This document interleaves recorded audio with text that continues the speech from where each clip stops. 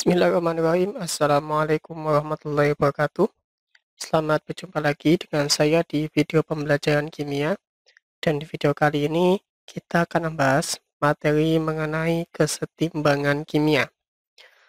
Materi ini merupakan materi dasar yang harus kita pahami bersama sebelum kita memasuki materi-materi selanjutnya di kelas 11. Di antaranya adalah materi asam dan basa, dan materi kesetimbangan garam dalam air. Nanti ada lautan penyangga dan ada yang namanya KSP. Sehingga akan jauh lebih baik kita harus benar-benar memahami materi kesetimbangan kimia ini. Setelah kita mempelajari materi ini, diharapkan nanti kalian semua akan bisa memahami ciri-ciri reaksi kesetimbangan, kemudian nanti kalian mampu menganalisis reaksi setimbang berdasarkan diagram atau grafik, kemudian kalian mampu menganalisis tetapan kesetimbangan suatu reaksi. Dan selanjutnya kalian juga nanti mampu mengetahui nilai tetapan kesetimbangan. Nanti ada KC dan KP. Dan juga nanti tahu bagaimana hubungan antara KC dan KP. Dan yang terakhir, diharapkan nanti kalian bisa menganalisis faktor-faktor yang menggeser arah kesetimbangan suatu reaksi berdasarkan asas Recatelier. Nah, yang pertama, kita membahas dulu apa itu kesetimbangan kimia. Reaksi kesetimbangan adalah reaksi bolak-balik antara reaktan dengan produk yang umumnya terjadi pada sistem tertutup. Ciri-ciri reaksi kesetimbangan antara lain, yang pertama adalah terjadi reaksi bolak-balik atau reversible. Nah, ini bisa kalian lihat pada tanda panah dari suatu reaksi. Biasanya kalau kalian melihat suatu reaksi, tanda panahnya adalah biasa seperti ini ya. Nah, nanti kalau misalkan reaksi setimbang, maka tanda panahnya adalah tanda panah bolak-balik. Nah, misalkan seperti itu. Kemudian yang kedua adalah laju reaksi ke arah produk sama dengan laju ke arah reaktan. Dan ciri-ciri yang ketiga adalah terjadi pada sistem tertutup. Kemudian pada keadaan setimbang, semua zat masih tersisa atau tidak ada zat yang habis bereaksi. Dan yang terakhir, tidak terjadi perubahan makroskopis. Yang perubahan makroskopis itu adalah perubahan yang terlihat dengan kasat mata. Jadi, kalau kita melihat reaksi sudah mencapai kesetimbangan, secara kasat mata seolah-olah itu tidak ada perubahan lagi. Padahal di sana masih ada perubahan mikroskopis yang tidak bisa kita lihat secara langsung. Nah, jadi misalkan ada suatu reaksi A menjadi B ya. Kita perhatikan di sini tanda panahnya adalah tanda panah bolak-balik. Ya. Ini menunjukkan bahwa dia adalah suatu reaksi kesetimbangan. Tanda panahnya bolak-balik. Nah, laju reaksi ke arah B itu akan sama dengan laju reaksi ke arah A. Ya, A-nya berubah menjadi B, ini tanda panah ke kanan, kemudian juga B-nya menjadi A, tanda panah ke kiri. Nah, laju reaksi ke arah B dan ke arah A itu sama. Nah, maka itu adalah reaksi setimbang. Nah, untuk kesetimbangan itu ada dua, yaitu yang disebut sebagai kesetimbangan homogen, yaitu reaksi kesetimbangan di mana suatu zat yang terlibat dalam reaksi memiliki fase yang sama. Setelah yang kedua ada yang namanya kesetimbangan heterogen, yaitu reaksi kesetimbangan di mana zat-zat yang terlibat dalam reaksi memiliki fase yang berbeda. Nah, berikut ada sebuah grafik laju reaksi. Misalkan saja di sini ada reaksi A menjadi B, ya. Nah, ini adalah A-nya dan ini adalah B-nya. Setelah mencapai suatu rentang waktu tertentu, ya. Nah, kita lihat di sini bahwa laju reaksi A menjadi B, ya ini laju reaksi A yang di atas ya. Itu setelah rentang waktu tertentu akan sama dengan laju reaksi dari B untuk berubah menjadi A. Nah, ini adalah grafik menunjukkan bahwa pada titik ini ya sampai selanjutnya itu sudah mencapai reaksi kesetimbangan. Kalau titik sebelumnya itu belum tercapai suatu reaksi setimbang. Nah, ini adalah grafik laju reaksi terhadap waktu dalam sebuah reaksi kesetimbangan. Nah, kemudian ini juga ada beberapa grafik dari suatu reaksi kesetimbangan yaitu perubahan gas N2O4 menjadi gas NO2.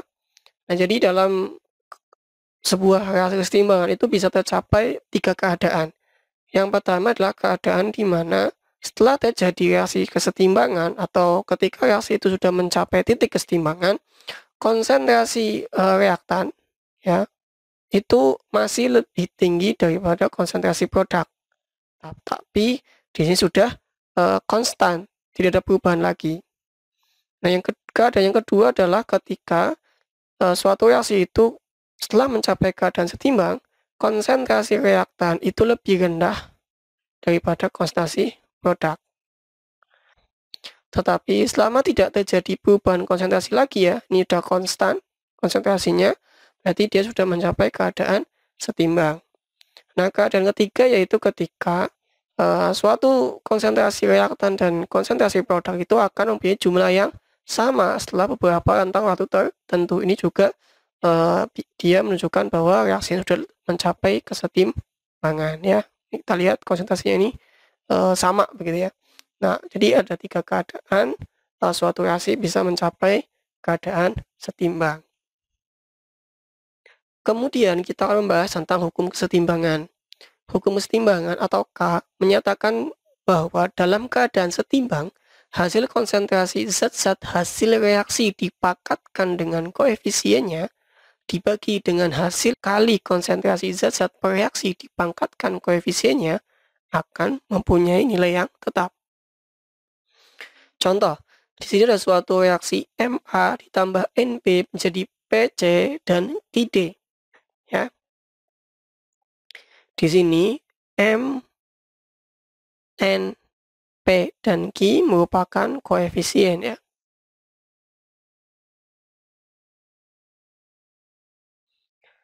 Reaksi ini mempunyai hukum kesetimbangan sebagai berikut. Yaitu K sama dengan konsentrasi C pangkat P dikalikan konsentrasi D pangkat Q dibagi konsentrasi A pangkat M dikalikan konsentrasi B pangkat N. Ya, jadi hasil kali konsentrasi zat-zat hasil reaksi dipangkatkan dengan koefisiennya dibagi dengan hasil kali konsentrasi zat-zat bereaksi dipangkatkan dengan koefisiennya. Itu adalah hukum kesetimbangan. Nilai yang diperoleh dari perhitungan hukum kesetimbangan disebut sebagai tetapan kesetimbangan. Nah, tetapan kesetimbangan ini adalah khas untuk setiap reaksi dan nilainya akan tetap pada suhu tertentu. Nah, bagaimana cara mencari nilai tetapan kesetimbangan? Mari kita bahas caranya. Ya. Untuk mencari tetapan kesetimbangan suatu reaksi itu ada 2 cara. Itu yang pertama berdasarkan konsentrasi atau Kc.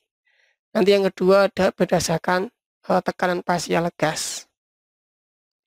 Nah, untuk mencari tetapan kesetimbangan berdasarkan konsentrasi atau Kc, zat yang terlibat dalam perhitungan adalah zat berfase aqueous atau aki atau larutan dan gas. Jadi perlu diingat ya bahwa fase zat itu kan ada 4. Fase itu ada 4, yaitu ada solid atau S, kemudian ada liquid atau L, kemudian ada gas atau G, dan ini adalah aqueous atau aki. Nah, yang terlibat pada perhitungan tetapan kesetimbangan berdasarkan konsentrasi adalah yang gas dan aqueous saja. Nah, bedanya liquid dengan aqueous apa? Kalau aqueous merupakan suatu campuran zat dengan yang namanya pelarut ya. Biasanya pelarut yang digunakan adalah pelarut air biasanya. Sedangkan liquid ini adalah lelehan atau lebuhan. Contohnya misalkan gula. Gula kalau kita panaskan sampai dia meleleh itu disebut fasenya adalah liquid. Sedangkan kalau ada gula kemudian kita masukkan air ke dalamnya, kita aduk sampai larut, itu namanya adalah aqueous. Itu perbedaan adalah liquid. Itu adalah perbedaan antara liquid dengan aqueous ya, perlu dicermati. Nah, kemudian kita lanjutkan. Jadi misalnya di sini ada reaksi 2A aki ditambah B aki menjadi 3C solid ditambah 4D gas. Nah, dalam penulisan reaksi ini harus jelas fasenya ya. karena fase ini nanti mempengaruhi dalam perhitungan tetapan kesetimbangan. Nah, misalkan ada reaksi ini, maka perhitungan nilai tetapan kesetimbangannya adalah berlaku menggunakan hukum kesetimbangan sebagai berikut, yaitu Kc sama dengan konsentrasi D pangkat 4 dibagi konsentrasi A pangkat 2 dikalikan konsentrasi B pangkat 1, ya. Jadi ini diturunkan dari hukum kesetimbangan. Kenapa si C tidak dimasukkan dalam perhitungan Kc? Karena di sini C itu merupakan fase solid, sehingga tidak perlu dimasukkan dalam perhitungan. Nah, untuk D ini dia fasenya gas, untuk B fasenya aqueous, dan A fasenya aqueous. Maka ketiga zat tersebut itu dimasukkan.